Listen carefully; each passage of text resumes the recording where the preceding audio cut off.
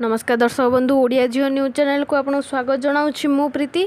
आज 13 जून आज केतोटी गुरुत्वपूर्ण खबर आणिक मु आसी सारी वीडियो संपूर्ण देखापी मोर अनुरोध एवं चैनल टी को लाइक कमेंट एवं शेयर करदेवे।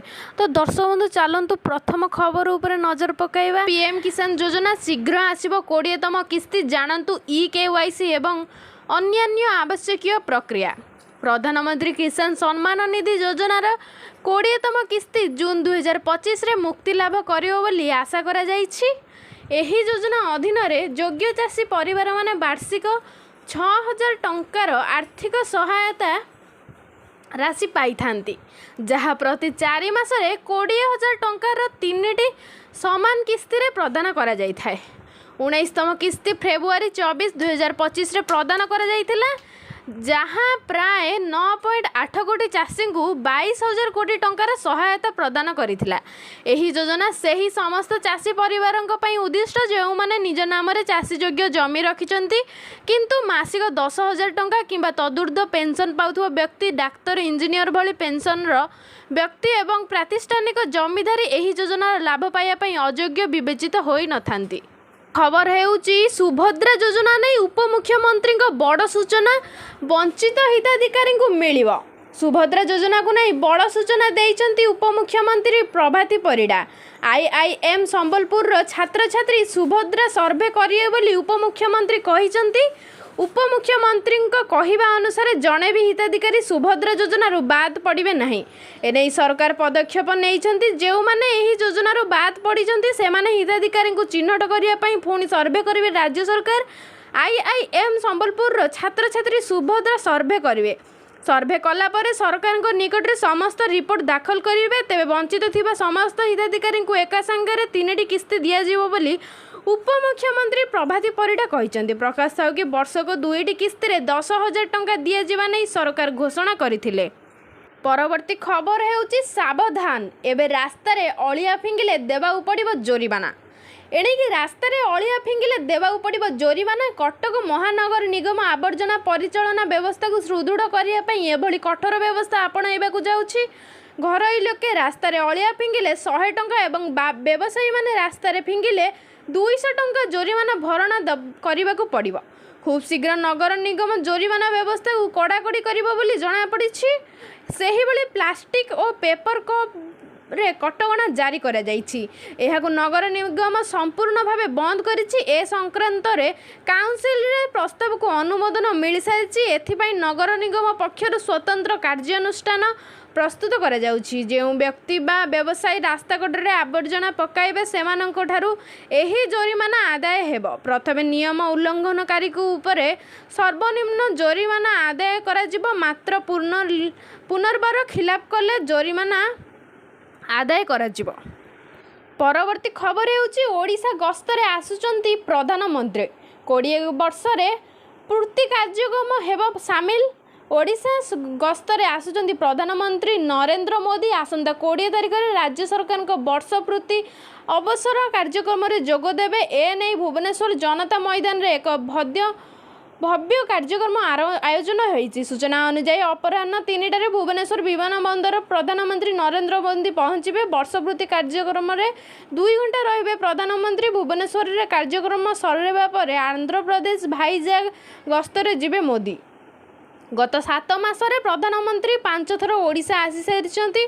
एथर को मिसई 6ठ थर आसुचंती प्रधानमंत्री। निर्वाचन पूर्व 6 थर आसीथिले पीएम मोदी। निर्वाचन प्रचार बेले ओडिशा आसी 3 थर रात्रि यापन करथिले। निर्वाचन घोषणा पूर्व संबलपुर चंडीखोल गस्तरे आस्तिले रहिथिले। परवर्ती खबर हेउची राशन कार्ड धारकों पई खुशी खबर। जून रे मिलुची 3 मासर राशन। वर्षा एवं एहा जोगु उपजिथिबा समस्या को दृष्टि रखी सरकार जून मासरे अगस्त पर्यंत 3 मास पई राशन कार्ड धारी को खाद्य शस्य देबाकू निष्पत्ति नैछंती। एहार कार्यानुष्ठान आरंभ होईची। महाराष्ट्र रे प्रथम थर पई देवेंद्र फडणवीस सरकार एपरि निष्पत्ति नैछंती, जहा द्वारा वर्षा ऋतु रे लोक माने राशन शस्य पाइबारे कौनसी असुविधार सम्मुखीन न हुअन्ति। राशन दुकान रे भीड़ जमीवा। वर्षा ऋतु रे वर्षा जोगु अनेक गाँव रे पानी बुड़ी जाए, जहाँ फल बहु बहुत असुविधा हुए सेठारे राशन कार्ड पहुँची पारे ना। तेणु सरकार यह योजना आरंभ करछन्ती एवं जून मासरे ही समस्त को 3 मासरे राशन नेबाकू विज्ञप्ति जारी करछन्ती। राज्य सरकार निर्देश देइछन् जे जून मासरे लोक मानक 3 मासर शस्य पहुँचवा जीवा उचित। परवर्ती खबर हेउची 7 दिन प्रबल बर्षिब। राज्य में मौसुमी जनित वर्षा आगक लगी रही पूर्वानुमान करिछि पाणीपाग विभाग। कारण राज्य में प्रवाहित हेउथुवा मौसुमी वायु प्रभाव में आसंता 14 रु वर्षा जारी रहिबो बोली आंचलिक पाणीपाग निर्देशक सूचना देइछन्ति। आगामी 7 दिन पई वर्षा रहितिला बेले 13 जाई ओडिसा रे किछि स्थान में वर्षा हेबो। हेले 14 रु राज्यर समस्त अंचल को वर्षा छुईबो बोली पाणीपाग विभाग पूर्वानुमान करिछि। आगामी 7 दिन पई प्रबल रु अति प्रबल वर्षा मध्य लगी रहिबो। बिजुली घड़घड़ सह घंटा प्रति 30 रु 40 किलोमीटर बेगर झटका पवन मध्य रहिबो। आगामी 24 घंटा पई राज्य में गोटे किंबा 2टी स्थान में प्रबल वर्षा सहित झटका पवनर पूर्वानुमान करिछि पाणीपाग विभाग। मयूरभंज, बालेश्वर, गंजाम, गजपति, रायगड़ा, कोरापुट, मालकानगिरी सहित अन्य बाकी जिला मानकर मध्य वज्रपात जनित वर्षा मध्य हेबो बोली अलर्ट जारी करिछि पाणीपाग विभाग। आगामी 13 तारिख जाए एभली पाग रहिबो। परवर्ती खबर हेउची ड्राइविंग लाइसेंस चाहूले आपणक पई खुशी खबर। आउ जीवाकू पड़िबनी आरटीओ ऑफिस।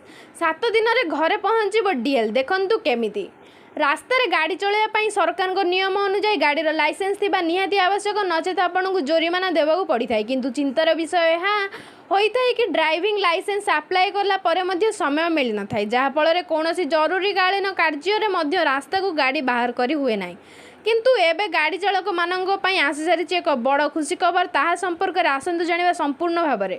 डीएल पई अनेक दिन पर्यंत अपेक्षा करि पड़ुथुबा गाड़ी चालक मानकू जहाँ फल से बहुत असुविधार सम्मुखीन होते। सरकार को नियम कड़ा कर कि रास्तार बिना डीएल गाड़ी चलाइले देवा पड़ो फाइन, किंतु डीएल मिलवार समय व्यतिक्रम सरकार नियम उपर गोटे प्रश्न लगाउथिला। परवर्ती खबर हेउची यात्रा आरंभर 24 घंटा पूर्व मिलिबो सीट कन्फर्मेशन अपडेट। भारतीय रेलवे निज यात्री मानकू बड़ आश्वस्ति देबाकू जाउची। खूब शीघ्र यात्री मानकू यात्रार 24 घंटा पूर्व मिलिबो सीट कन्फर्मेशन अपडेट। वर्तमान 4 घंटा पूर्व यही सूचना प्रदान करा जाउची। रेलवे द्वारा यही नूतन नियम सिस्टम संपर्क में परीक्षण मध्य आरंभ करा जाइछि। जून 6 रु यही सिस्टम राजस्थान बीकानेर डिविजन रो पायलट रन भाव आरंभ करा जाइछि, जहाँ वर्तमान गोटे टन रे सीमित रही। कहुच्छे जे एपर्यंत एथिरे कौनसी प्रकार समस्या होई नाही, अर्थात यही परीक्षण सकारात्मक फलाफल देउची और यात्री मानकू आश्वस्ति मिलुची। अधिकारी अनुसार एहाकू आउ किछि सप्ताह पई चेष्टा करा जिवो। तबे वर्तमान वेटिंग टिकेट रे यात्रा माने खास करी दूर दूरांतर अंचल को ट्रेन धरिबा लागि आसीथिबा यात्री मानकू अनेक समस्यार सामना करबाकू पड़ुथिला। 24 घंटा पूर्व सीट कन्फर्मेशन रो अपडेट मिलिबारे सेमानकू बड़ आश्वस्ति मिलिबो। अधिक गुरुत्वपूर्ण खबर आम चैनल को सब्सक्राइब करके यह विषय अपडेट रे रही था। परवर्ती खबर उपर नजर पकाइबा। एथर स्कूल एडमिशन पई आवश्यक हेबो आधार कार्ड। एथर स्कूल एडमिशन पई आवश्यक हेबो आधार कार्ड। एने सूचना देउछंती विद्यालय और गणशिक्षा मंत्री नित्यानंद गंड। जेउ पिलांकर आधार कार्ड नाही तांकर आधार कार्ड केमिति होई परिबो सेथिपई सरकारी व्यवस्था करियो बोली मंत्री कहिसंती। सेपटे स्कूल ड्रॉप आउट छात्रंकु नै गणशिक्षा विभाग एवं चाइल्ड ट्रेनिंग सर्वे विभाग तरफ कह जाइछि। पिला केउ कारणरू ड्रॉप आउट हेउचंती एवं स्कूल को जाउना एने 18 वर्ष बयसर पिला मानक सर्वे करा जाइछि बोली मंत्री कहिसंती।